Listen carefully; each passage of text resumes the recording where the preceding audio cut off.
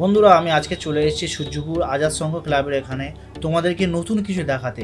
এই ঈদ মিলন উৎসব 2026 পরিচালনায় সূর্যপুর ঈদ মিলন উৎসব কমিটি এর আগে ঈদ উপলক্ষ করে বিভিন্ন থিম তোমাদেরকে দেখিয়েছি। এখন যে জিনিসটা দেখাবো সেটা পুরো ইউনিক। 2026 ঈদ উপলক্ষ করে অনেকে অনেক থিম করছে, কিন্তু এই আজাদ সংঘ ক্লাবের তরফ থেকে এনারা এনাদের নিজের এলাকাটাকে লাইটিং দিয়ে সুন্দরভাবে সাজিয়ে গুছিয়ে ধরেছে। এখন এখানে কাজ চলছে। এনারা যে লাইটিংটা করছে পুরো মেন রোডের উপরে, এটা পুরোপুরি 3 কিলোমিটার লাইটিং হবে।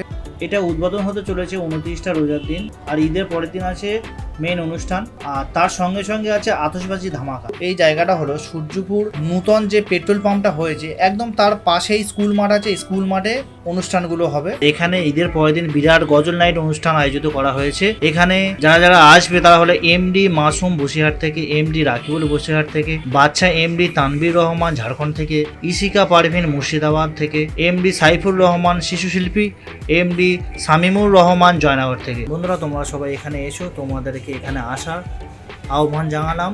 অতি অবশ্যই তোমরা এখানে এসো, এসে অনুষ্ঠানটি দেখে যেও।